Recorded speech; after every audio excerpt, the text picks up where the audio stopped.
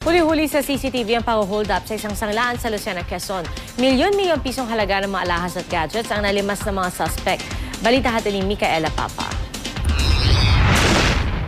Sa CCTV video na ito na ipinadala ng News Cooper sa GMA News, kitang-kita sa video ang panloloob ng mga hold-upper sa sanlaan na ito sa Lucena City sa Quezon. Ayon sa aming informante, 25 ng Agosto, pasado alas 8:30 ng umaga, kasabay ng pagbubukas ng sanlaan ay maaga ring nagsidatingan ang mga magsasanla. Kasama na rito ang mga sospek. Ang lalaking nakasuot ng puting polo, sombrero at sling bag, nagpanggap na customer ng shop. Nagkunwaring interesado siya sa mga ibinibentang alahas, habang pasimple din niyang ini-inspeksyon ang kanyang paligid. Gayon din ang lalaking nakaputing shirt na tila di naman mapakali habang minamanmanan ang loob ng sanlaan. Makalipas ang 2 minuto, nagdeklara ng hold up ang 2 lalaki. Parehong armado ng baril ang mga sospek. Sa ibang anggulo ng CCTV, makikitang pumasok na rin sa shop ang iba pang kasabwat nila sa krimen. Nilimas nila ang milyon-milyong halaga ng gadgets at alahas at saka isinilid ito sa kanilang mga bag. Ang gwardya hindi na rin nakapalag matapos disarmahan ng mga armadong hold-upper.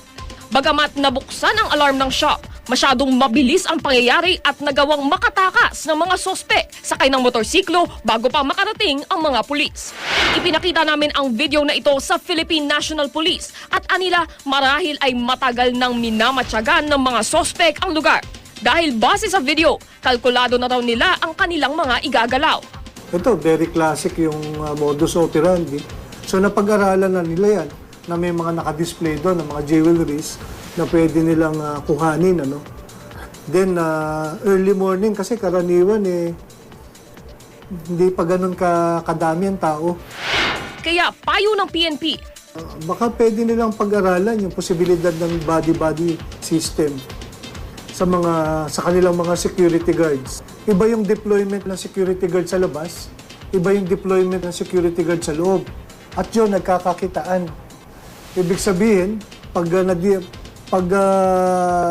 inatake mo yung security guard nila sa labas, maa-alerto kagad yung security guard nila sa loob.